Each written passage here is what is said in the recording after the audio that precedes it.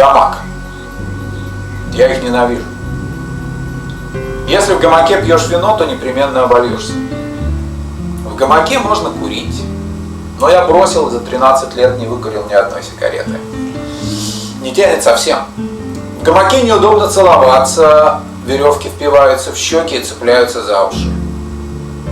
Можно читать или дремать, но выспаться от души дохлый номер. Трудно играть на гитаре. Наверное, легче на флейте, но я не умею. Неловко целиться и стрелять, особенно из ружья. Из гамака нельзя наблюдать за облаками. Листва загораживает небо. В листьях прячутся мелкие птахи, которые норовят нагадить тебе на рубашку.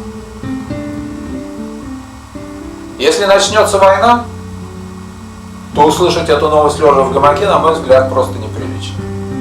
Я, скорее всего, сделаю вид, что крепко сплю.